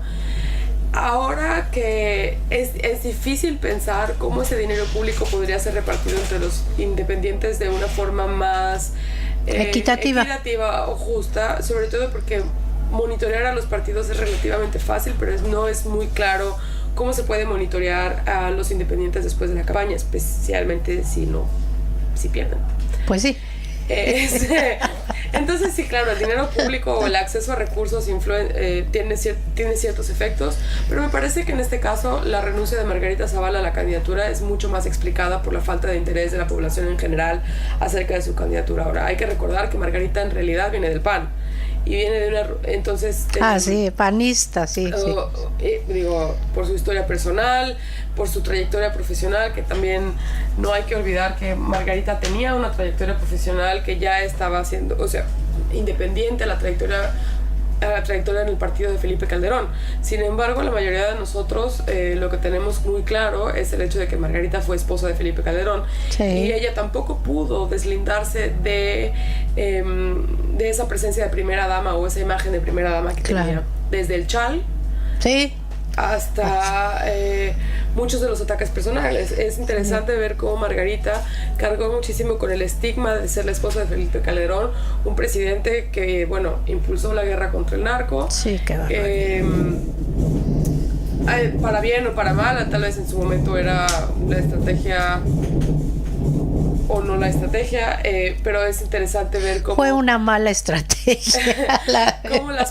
Pero al final fue una estrategia de política pública de Calderón, ¿me explico? Y sí, así Margarita Zavala no pudo deslindarse del hecho de haber sido su esposa. Entonces, es muy interesante también reflexionar cómo los mexicanos, aún así seguimos viendo a las esposas como un apéndice pues no debería de ser, ¿no? Pero es igual, digo, yo lo entiendo, por ejemplo, con los artistas, ¿no? Cuando, por decirte, que Vicente Fernández saca a su hijo, que es que empezó como cantante, ¿no? Al principio, pues el hijo le sufrió mucho porque traía el estigma de que era el hijo del famoso, ¿no? No lo apreciaban tanto por su talento, sino lo apreciaban más porque era hijo de Vicente Fernández, ¿no? O sea, yo creo que ese mismo estigma le pasó a Margarita a todos, ¿no? Lo que a mí me llama la atención es todos esos seguidores de Margarita Zavala, ¿a dónde los va a llevar? ¿A dónde va a arrimar esos votos? ¿Al PAN? Lo más seguro puede ser. ¿O a quién? Bueno, Margarita en realidad viene otra vez, ¿no? Por mencionarlo, ella quería en realidad buscar la candidatura oficial del PAN. Ella no quería ser originalmente candidata independiente. Originalmente lo que quería era buscar esa candidatura del PAN, que le permitiera tener una plataforma ya organizada por parte del partido para seguir adelante con su trayectoria política. Al haber una ruptura en el PAN por no lograr la candidatura por el partido, ella entonces, sus seguidores lo que empiezan a hacer es coordinarse alrededor, buscar las firmas y lanzarla como candidato independiente. Es muy probable, o bajo esta premisa o recordando esta historia, es muy probable pensar que, bueno, si los seguidores de Margarita Zavala ya se identificaban con el PAN anteriormente, entonces es muy probable que sean seguidores que se acercarían a Ricardo Anaya. Así es. Ella, por otra parte, ella se rehusó a decir como un poco apoyar a ninguno de los candidatos cuando hizo su renuncia. Hace la renuncia, pero no dice, por ejemplo, yo le recomiendo a mis seguidores, ay no, a quien quería votar por mí, que ahora voten por Anaya. Ella se mantiene alejada de esa posición. Sin embargo, una cosa muy interesante es que, aunque podríamos presuponer que sus seguidores se irían con Anaya, también es cierto que sus seguidores podrían estar tan desencantados con el PAN o que hayan decidido seguir a Margarita Zavala bajo esa lógica de ruptura con el partido. Y entonces podríamos esperar que se fueran a votar por cualquier otro candidato. No se refleja en las encuestas aún. Una cosa que me gustaría mucho mencionarle al público, sobre todo el público que está considerando aún su voto y que pretende tener un voto estratégico y votar por quien esté como puntero, es que las encuestas en realidad reflejan opinión pública que está de aproximadamente hace 1 o 2 semanas atrás. Sí. Las encuestas o los polls en realidad no reflejan esa opinión pública en tiempo real, por lo tanto podemos pensar que el efecto Margarita lo vamos a estar observando en las encuestas que se publiquen muy probablemente en la semana que entra. Anda pues. Otra cosa que es interesante considerar como una posible consecuencia de la renuncia de Margarita Zavala es el hecho de que las boletas del INE ya estaban siendo impresas. Y entonces Margarita va a estar en las boletas. ¿Y qué va a pasar? Pues ya ni modo, ya. Pero aquella gente que cruce el nombre de Margarita...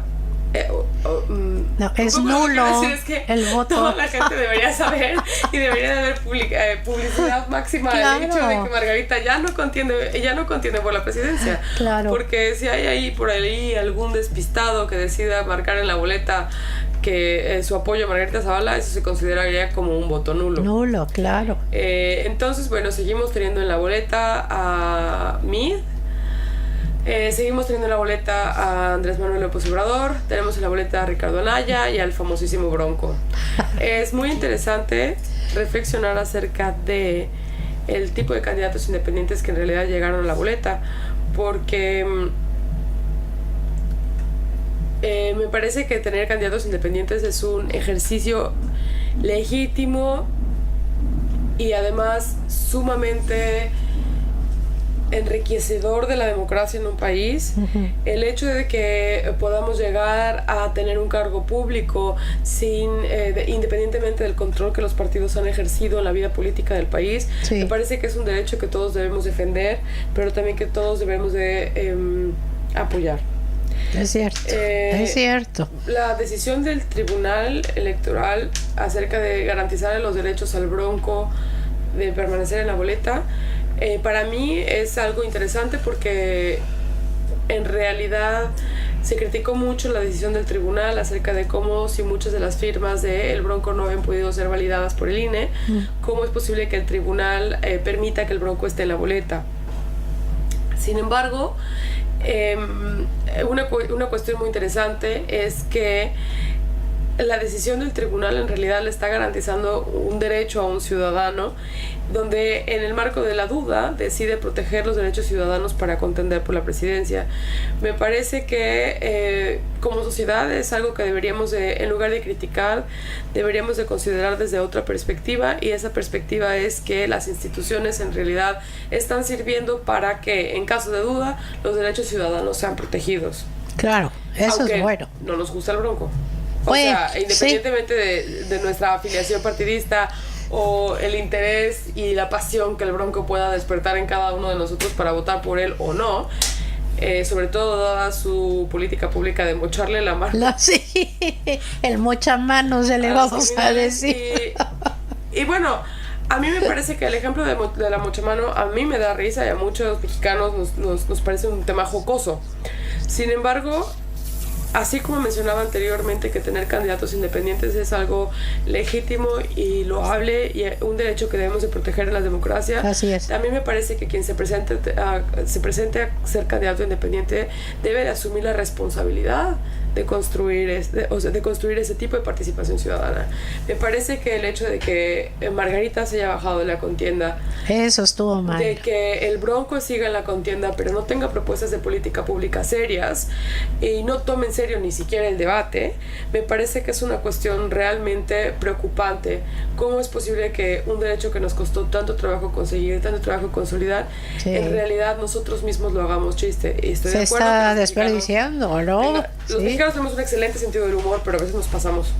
Sí, no, pero sabes que yo conozco candidatos independientes que están ahorita contendiendo, pero en otros estados, más bien en estados de la República y tal, y uno de ellos es un buen amigo mío y estoy viendo todo lo que ha estado él trabajando desde hace años para poder lanzarse como candidato independiente y tal, pero por decirte, él está para una presidencia municipal en la de Cuernavaca, y por decirte que a los partidos políticos les dan una cantidad muy fuerte de dinero, pero sobre todo el partido político en el poder, pues entonces tiene todos los espectaculares y tiene toda la publicidad.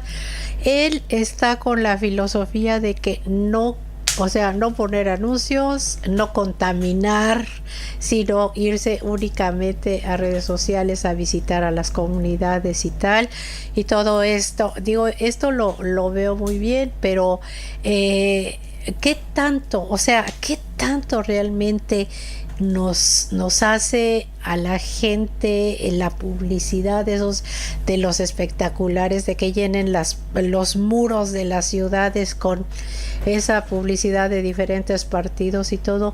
¿Realmente tú crees que eso a la población nos haga votar por un candidato en sí? Al respecto de los independientes, me voy a contestar a tu pregunta, pero antes de nada me gustaría mencionar también que no todos los independientes lo han tomado no serio, como a lo mejor el Bronco, ¿no? Hay candidatos independientes que son maravillosos, y observar su campaña, como por ejemplo la de Pedro Kumamoto por Jalisco, claro, buenísimo. Es maravilloso y es refrescante y es increíble y es padrísimo encontrar una forma diferente de hacer política seria. Y la ha hecho muy bien. Desafortunadamente no podemos decir lo mismo para candidatos que contendieron a la presidencia, y es el cargo, tal vez es el tipo de elección más mediática que tenemos y el que recibe mayor cobertura. Por lo tanto, la responsabilidad de quien se presenta como candidato es una responsabilidad mayor cuando te presentas a candidato por la presidencia, para tomarlo en serio. Esto sin menospreciar para nada a quienes se presentan como candidato independiente en otras elecciones, que son, otra vez lo digo, hay candidatos maravillosos en elecciones no presidenciales. Sí. Sobre tu pregunta acerca de las campañas, bueno, es muy interesante porque la visión sobre los estudios sobre campañas se dividen, digamos que en dos grandes áreas. Algunos que dicen que las campañas en realidad tienen solamente una función, bueno, que tienen una función fundamental para cambiar el curso de elecciones, ¿no? Y entonces que la gente que diseña campañas en realidad tiene que ser personas sumamente responsables y que deberíamos de tener muchísimo más énfasis en la ética de las campañas. Así es. Las campañas tienen la función de formar opinión pública. Y formar opinión pública de diferentes maneras, con espectaculares, con la imagen del candidato, con el tipo de discurso político, televisión, televisión, etcétera. Sin embargo, también hay otra perspectiva que lo que dice es que la función de las campañas es solamente informar, es una función de información meramente, y que tienen un efecto limitado en la formación de opinión pública. Y esta visión de las campañas como procesos con menor efecto, en realidad viene de la idea que la mayoría de la gente forma su voto o piensa por quién votar incluso antes de que las campañas electorales empiecen. Es cierto. Y entonces, bueno, no solamente quien es voto duro de un partido y milita en ese partido y ayuda, sino en general la mayoría de la población tiene más o menos cierto tipo de afiliación o cierto tipo de preferencias o que definen su punto de partida. Y entonces las campañas tienen un efecto muy grande mayoritariamente entre los indecisos. Ya vamos. no sobre el grueso de la población. Y un poco se puede hacer el ejercicio personal, preguntarse a sí mismo en diciembre, antes de que incluso los candidatos estuvieran 100% definidos, pero ya estaban siendo, o sea, su posición como candidatos estaba siendo ya posicionada. Sí, ya estaba. Ellos, vamos, ya eran conocidos, ¿no? Sí, ya sabíamos. Exactamente, Sí. O sea, desde la posición, desde ese momento, si tú cierras tus ojos y te imaginas dónde estaba yo en diciembre y por quién pensaba votar, es muy probable que ya tuvieran tú y todos los otros una idea más o menos prefabricada o preformada de cuáles eran sus preferencias. Y entonces, bajo esta lógica, en realidad las campañas electorales tienen una función de informar, sí, informar sobre los candidatos, sí, informar sobre las plataformas, claro. Pero en realidad el efecto mayor se da entre los indecisos. Ahora, ¿qué tan expuestos están los indecisos a las campañas electorales? Eso depende mucho del tipo de indeciso que haya en cada estado. Por ejemplo, Cuernavaca es una zona urbana, es urbana, está muy cerca a la capital, tiene en realidad mucha cobertura de internet casi cercana al 100%, la proporción de adultos que utilizan en redes sociales es alta, entonces podríamos decir que tener una campaña enfocada a redes sociales de presencia mediática es una buena estrategia. Claro. Sin embargo, si vamos a lugares que a lo mejor tengan sean mucho más mezclados, que tengan, no conozco 100% la distribución demográfica de Cuernavaca, ¿no? Un poco hay partes rurales, ¿no? Ya podríamos más caracterizarla de esa forma, pero otra vez depende cómo el candidato defina. El candidato, su campaña y todos sus asesores definan quiénes son su población objetivo. Claro. Ahora, es muy interesante y es importante recordar que definir mal la población objetivo también puede resultar en un chasco de campaña. Sí, muy fuerte. Sí, cierto. Ay, bueno, Sofía, pues aquí que, mira, podemos platicar mucho, igual, ¿verdad? Y ya ni te pregunto sobre Theresa May ni el Brexit, que eso quedamos pendientes de que nos vas a venir a platicar cómo vamos con eso, ¿no, Sofía? Pero sí. Una cosa que me gustaría mencionarle muchísimo a los radioescuchas es que por favor vean el debate presidencial. El debate es la semana que entra. Es importante ver cómo los candidatos se desempeñan y además de escuchar las posiciones de política pública que cada uno vaya a presentar, y la discusión, para bien o para mal, cualquiera que sea el ataque que vaya a haber esta vez, es muy probable. O sea, también me gustaría mencionar que ¿por qué se ataca al puntero? Pues porque es puntero. Claro, siempre ha sido así, ¿no? El debate es importante, pero además de escuchar las propuestas, la discusión y un poco los jitomatazos que se puedan aventar entre ellos, una de las cosas importantes a considerar es pensar quién tiene capacidad de gobernar.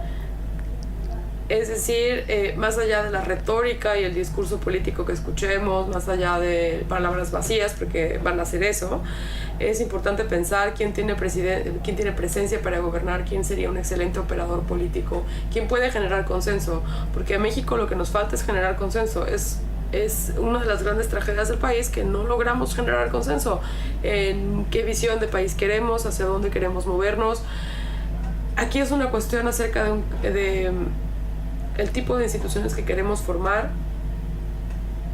Sí, el que estemos más, también tiene mucho que ver el que estemos más informados y bien informados, el que la gente también se interese en involucrarse un poco más, ¿no? Porque, como tú dices, ¿no? Pues no sabe ni lo que quiere luego uno. Y dices, bueno, pues yo qué quiero. Entonces, si no sé lo que quiero, ¿por qué candidato voy a votar? Pues quién sabe. Pero, o sea, ahí está la cosa, ¿no? Entonces, ay, bueno, Sofía, pues qué bueno que viniste, de verdad, porque aquí quiero decirles que Sofía es la esposa de Santiago. Entonces, cuando viene Santiago, viene Sofía, yo feliz de la vida de tenerlos a los dos, porque es el dúo dinámico que me encanta encanta tenerlos aquí en Abriendo Puertas. Muchas gracias, de veras, Sofía, y gracias por estar aquí de emergente, porque no, el internet no nos funcionó, pero ahora los invito, ¿qué les parece? A que Juan Diego nos siga deleitando con su música. Muchas gracias, Emma, gracias a todos los radioescuchas, gracias por la invitación y nos vemos pronto. Muchas gracias a ti, Sofía, de verdad, y nos vemos pronto, de veras. Aquí tenemos a Juan Diego, sí, a ver, acércate el micrófono, creo que te lo alejaron un poco. Ok, pues sí, ahora ¿qué nos vas a cantar, Juan Diego? Bueno, pues yo siempre he sido muy romántico, entonces la mayoría de las canciones que escribo... El debate es el 21. Perdón. No. Es el 20.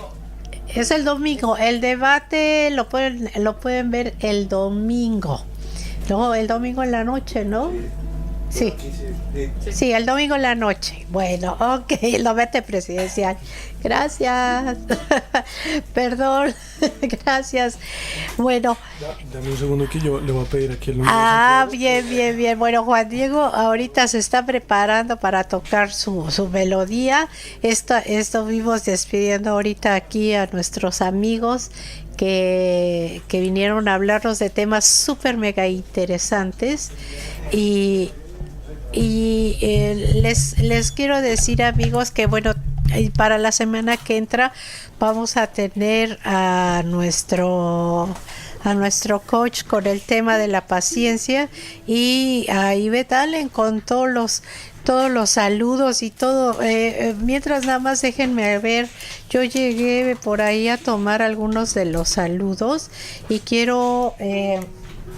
antes de que se nos fuera el internet, quiero saludar a Mercy Chávez, Marisela Contreras, Salvador Morelos, Marta Rita Martínez, a Berta Carrillo, a Gavin Negrón, Lilia López, Glory Molina, a Rosy Revelo, a María Rosario Carrasco, a Claudia Torres Davis, a Jackie Bailey, Roxana Silva, José Antonio Rodríguez y Minerva Jiménez y muchos más, amigos. No se los sigo diciendo porque ya tenemos el tiempo muy encima, pero ahora sí, aquí tenemos a Juan Diego. ¿Qué nos vas a cantar, Juan Diego? A ver, platícanos. Bueno, pues como te seguía contando, siempre he sido muy romántico, entonces como que me gusta escribirle al amor, y a eso baso mi música. Entonces esta canción se llama Solo Tú. Ay, Solo Tú. Con el nombre yo creo que queda... Ay, qué bonita. Oye, me acordé de una canción viejísima que era de los Platters, que se llamaba Only You. Es Solo Tú. A ver, vamos a escuchar Solo Tú con Juan Diego aquí en Abriendo Puertas con Emma Alonso. Okay. Solamente tú, en tus manos tienes el poder de detener el tiempo, de aparecer en sueños. Y solamente tú conoces mi debilidad, capaz tú eres de transformar lo que un día imaginé.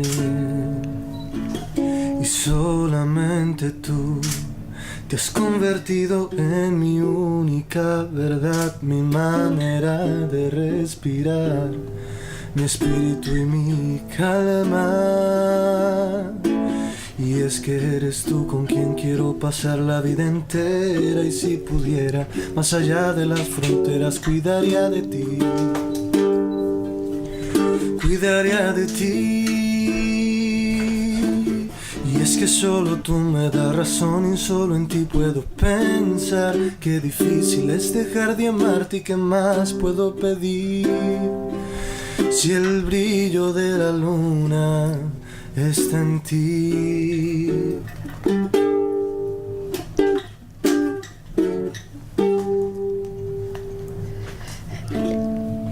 ¡Hey! ¡Bravo! Bravo, bravo, bravísimo. Qué bonita canción, de verdad, muy romántica. Pues aquí te manda saludos mucha gente, pero aquí sobre todo bueno. nos dice nuestro coach Pete Jansen, dice que le gusta mucho cómo cantas y cómo tocas la guitarra. Muchas gracias, un saludo. A Pete Jansen. Pete Jansen. Peter Jansen. Okay. Muy Muchas bien. Y bueno, cántanos otra canción, ¿verdad, amigos? Que queremos escuchar otra canción de Juan Diego. Y bueno, a ver, ¿qué canción nos vas a cantar ahora? A ver, piénsale. A ver. Nuestros amigos aquí quieren seguirte escuchando. Hay un problema con esta guitarra porque, pues bueno, una guitarra normal, con una afinación pues mucho más baja, está 4 tonos arriba, entonces tienes que cada tono, pero vamos a ver esta canción de pronto. Y si no a capela, pues digo, al fin tienes bonita voz. A ver.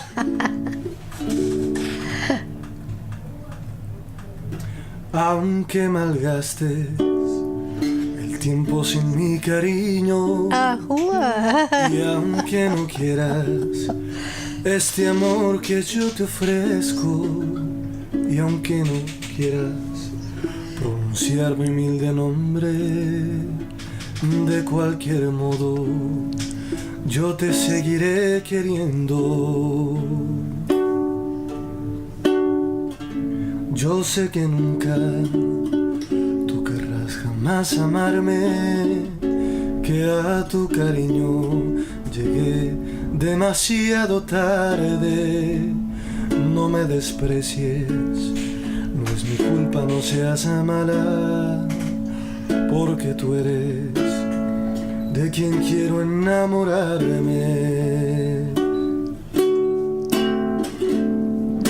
¿Qué daño puedo hacerte con quererte? Si no me quieres tú, yo lo comprendo. Perfectamente sé que no nací yo para ti, pero ¿qué puedo hacer si ya te quiero? Déjame vivir de esta manera. Yo te quiero tal y cual y sin condiciones, sin esperar que un día tú me quieras como yo. Consciente estoy, mi amor, que nunca me querrás. Tal vez mañana yo despierte solo, pero por el momento quiero estar soñando. No me despiertes tú, no ves que así yo soy feliz. Consciente estoy, mi amor, que no eres para mí. No hay necesidad que me desprecies. Tú ponte en mi lugar a ver qué harías. La diferencia entre tú y yo tal vez sería, corazón, que yo en tu lugar, que yo en tu lugar, sí, sí te amaría. ¡Bravo! ¡Bravísimo! Muy mexicana, La Diferencia. Claro, sí. Ay, qué bonita canción. Sí. Súper romántica, claro, La Diferencia. Sí. No sabes cómo nos pega a los mexicanos. Claro, me encanta. Totalmente. Es una canción hermosa. Qué bonita tu voz. Muchas gracias. Verdad, y me toca ahí cantarla medio bajito porque... por la guitarra. Sí, por la guitarra, sí. Oye, Juan Diego, ¿y tú te presentas a veces en algún lugar, restaurante o algo para que te vea la gente? O... vuelve a dar tus redes sociales para que sepan en dónde estás y cómo te pueden escuchar. Ok, bueno, por el momento no estoy presentándome en ningún lugar, pero pues como creo que ya lo había comentado ahorita, estoy pronto al lanzamiento de un disco, de un EP, con 3 canciones, más o menos para agosto, si Dios quiere, para agosto sale el disco, entonces... pues la gente ahí va a poder conocer un poco más de lo que yo escribo. Claro. Y mis redes aparecen en Instagram como oficial Juan Diego, Sí. en Facebook como Juan Diego y en YouTube como Juan Diego Martínez. Como Juan Diego Martínez. Así. En YouTube. En YouTube. Ahí pueden ver tu Ahí video. pueden ver todo lo que estoy haciendo, la música que estoy haciendo, con quién trabajo. Entonces, pues ahí pueden conocer. Sí, porque me más o menos. mandaste un video Sí, por yo te ahí muy mandé por ahí bueno, un sí, videíto, sí, pero pues no tenemos el Sí, internet, ahorita problema. no podemos Pero pasar bueno. esto. Pero bueno, les voy a pasar el enlace en nuestras páginas y así para que puedan seguir a Juan Diego en esta carrera que está él realmente iniciando aquí en Inglaterra. En Inglaterra, sí, aquí. Y que es cantautor, además tiene unas canciones de su autoría muy bonitas. La verdad Muchas te gracias. felicitamos. Muchas Eres muy gracias. joven, Sí. así que tienes mucho que dar todavía, Sí, así señora. que vamos a esperar grandes éxitos de tu parte. Muchas gracias, muchísimas gracias. Bueno, pues no nos vamos a despedir porque ahorita nos vamos a ir a ver si ahora finalmente el internet nos hace el favor de que podamos enlazarnos. No, dice, no se puede. No se puede. Aquí me dice el internet que no se puede, pero tenemos pendiente una plática del Mundial de Fútbol que va a ser en Rusia. ¿Les gusta el fútbol? Claro. Bueno, aquí que está sí. Daniel, el fotógrafo oficial aquí el jefe de aquí medios aquí. de Juan Diego, Haciendo que el está trabajo. aquí, clic con la cámara, Sí. ¿verdad? Entonces, Michael Hunter, que aquí está con nosotros, Michael, como todos los jueves. Hi, Mike. Buenos días. ¿Cómo No, estás? ¿qué días? Son noches. Bueno, si nos escuchan en Estados Unidos, en otros lados, sí son días. Sí, en Latinoamérica. Buenas noches. Ok. Bueno, ustedes, amigos, les quiero decir que Michael Hunter es referee calificado de fútbol y él es una persona que sabe pues mucho del tema y ahora ya nos va a hablar sobre lo que es la Copa Mundial en Rusia, pero va a ser en inglés y vamos a hacer la traducción yo voy a hacer la traducción. Así que, Mike, we're gonna talk about the World Cup in Russia. Okay. So when it's gonna be? The first game is on June the 14th. Le pregunté que cuándo va a ser la Copa Mundial en Rusia y dice que el primer juego es el 14 de junio. June. Sí. Wow, it's in a few weeks. Soon, yes. Yeah. 4 semanas. 4 semanas, sí. Ajá. Muy bien. Russia against Saudi Arabia. Oh, Sí. it's the first game. Yes. El primer juego es Rusia contra Saudi Arabia. You support Mexico, yeah? Of course. Yo que dice que sí, yo apoyo a México, por supuesto. Okay, what's your first game? My first game, I don't know. You going to tell us about it. Tell us I know about mine. it. We I You know think. yours? Let me test you. Do you Okay. know? Do you Of course I know? know. Of course I know. Do you Which- know which- Mexico? No, not Mexico, no, but No? I know Colombia. Colombia. Okay. Colombia. First Oh. game Go on it's then. Polonia, I think. Is when? 27. I don't know. No, the first game is Japan. Oh, Japan. Yeah, on the 19th. Oh, Yeah. okay. Yeah. Wow. I've got all But- the information. Yeah, Mike. But En español? when Mexico is gonna Oh, they've got an easy game. que México, le pregunto que cuándo va a jugar México y me dice que México tiene un juego fácil. On the 11th, yeah. El 11 de on the 11th of July, June. June. Sí. Ah, yeah, of June. no, When is no, gonna no. start? No, No, cannot the be. 17th. Pardon. Yeah. 17th. Dije, me sacó de onda porque dijo que el 11, digo, ¿cómo? Si todavía no empieza el mundial. El 17 de junio empieza México a jugar contra ¿cuál equipo? Germany. Ay, Dios mío. Ay, Dios. No. Bueno, pero nuestra selección mexicana va a jugar muy bien y vamos a apoyarlos mucho. ¿Y cuál es which is the group where Mexico is because are 4 teams, right? Is Mexico, right. Germany, who else? Sweden, Suecia. México está con Alemania, Suecia. Suecia son buenos también. and Korea.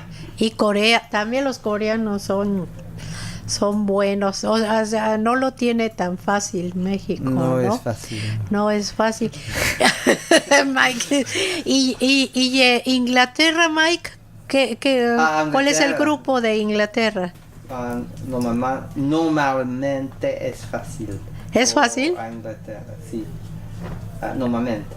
A ver. Un momento. Belgium, okay, difficult. Tiene a Bélgica, Tunisia Tunisia y Panamá. y Panamá. No, pues está regalado. No, hombre, no, ese grupo nos hubiera tocado a los mexicanos. ¿Cómo es posible? Colombia. Colombia, a ver, vamos a ver. I think it's not too difficult. No, you should qualify. Yes. You are very strong. I hope. Yeah. But we have to see the match with Polonia. Polonia. Could be. Which is the group? So, Polonia. ¿Cuál es el grupo de Colonia? Yeah. Polonia. Colombia. Polonia.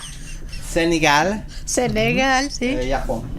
¿Y quién? Japón. Y Japón. Japón. Yes. Y Japón. Japón, sí. Japón. Japón. Ya mi Spanglish es Sí, terrible. me pasa también a veces. Muy bien. But you have to be careful in Russia. Que hay que tener... que Rusia debe tener cuidado. Yeah. You can't smoke Que hay que tener cuidado en Rusia, que no puedes fumar. in anywhere near a school or shops. Ni or cerca de las an outdoor escuelas, seating. tiendas o ningún lado público. Yeah, you can't smoke. The streets as well. Very strict. Ooh. £100 fine straight away. 100 libras de multa si te ven fumando en la calle, tiendas o por lugares, escuelas o cualquier otro lado por ahí. You can't be drunk in public. Eso. No puedes This is the World no Cup. puedes emborracharte en público. ¿Cómo en Rusia? No. You must be You kidding. can't be drunk. You can drink, but you can't be drunk. O sea, puedes tomar, pero no te puedes emborrachar. Pero los rusos That's toman the idea. mucho. The Russians, they drink a lot. But you could get fined, okay? Que si te ven borracho, o sea, puedes tomar, pero ya si te ven pasado de copas borracho, te multan. You can't drink after 11 o'clock. No. No. After Not in public. ¿Cómo? Yeah, it's true. It's true. It's true. Que no van a poder tomar después de las 11 de la noche en público. No. No, pues me quedo en Londres y de aquí veo los juegos. Ajá, claro. Así Yo es no que toca tomo. hacerlo. No tequila. No. No, No tequila, no, no, it's the bueno. best. Qué aburrido si no toman tequila. You can't hold hands with someone of the same gender. Eso sí lo creo de los rusos, que no puedes andar agarradito de la mano si tu pareja es el mismo sexo. En público. No. Claro. O sea que los gays y tal, pues no van a poder andar ahí abrazados y todo. Y digo, crazy. que they gonna get a fine. All of these things you would get fined. Los van a multar si eso pasa. Así que los gays, pues que no manifiesten su amor en público, todo está You bueno. cannot swear. No puedes decir maldiciones, No. pero si las dices en español. But you can say it in the stadium or I guess, yeah. yeah. I think it's impossible to. It's very strict. We were in Russia, yeah. and Sí, estuvimos it was en... nice, but we don't smoke, we don't drink, we don't swear. So Ya, nosotros somos muy bien portados. Dice Mike, Bueno, nosotros... Emma, sí. Ay, no es cierto. No. Que, que estuvimos en Rusia hace poco, Mike y yo, y dice que pues que nosotros pues no tomamos, ni decimos maldiciones, ni nos portamos mal, o sea, somos muy bien portados, así que no tuvimos problema. Pero sí vi que en Rusia, y además he leído sobre el tema, de que Rusia sí está muy en contra de la homosexualidad. Sí. Están muy en contra, eso sí. Sí. ¿Y qué más, Mike? Cuéntanos. Another problem is the hooligans. Otro problema son los hooligans. Uy, ¿qué pasa con eso? They're very proud of being like a small army. Los hooligans. Yes. In Russia they have people that prepare to fight. And they do it properly. They train themselves and everything. But you mean you were talking about the hooligans and then Russians, yeah. The Russian hooligans? Sí. Mm-hmm. Oh. The ultras, they're called the ultras. Yes. Yeah. ¿Cómo les dicen? Ultras. Ultras. Mm-hmm. In Spanish, yes. Yeah. Ultras. Yes. And they train specifically to fight. Mm-hmm. Ay, estos ultras, que son los hooligans rusos, están entrenados especialmente para pelear. They're like a little army. Yeah. Son como un pequeño ejército. Yeah, they don't carry guns, but they do carry knives. And oh my God. Yes. Que no llevan pistolas, pero llevan armas blancas como cuchillos, navajas y esas cosas. 2 years ago, there was a competition in Europe. Hace 2 años hubo una competencia en Europa. And the Russians caused a lot of problems, particularly with the English fans. Que los rusos causaron varios problemas y sobre todo con los fans ingleses. Yeah. Con los aficionados ingleses. Uh-huh. Ya ayúdame a traducir también. So you have to be careful there. You have to be very careful where you go and. O sea, tengan mucho cuidado si van a ir a la Copa Mundial a Rusia, porque sí hay varias restricciones, pero Rusia es precioso. Moscú es una ciudad hermosísima, que Moscú es muy bonito, isn't it? Very. Es muy bonito. Yeah. De verdad vale la pena ir a Rusia.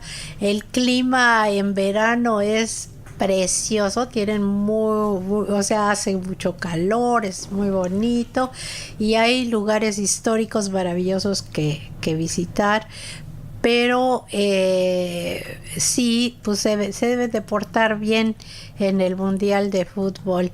¿Y qué más, Mike? ¿Qué más nos puedes decir? What else can you tell us about the World Cup? Well, the last thing, I think there is I don't know, there's maybe 100 games, no, maybe 80 games, yeah.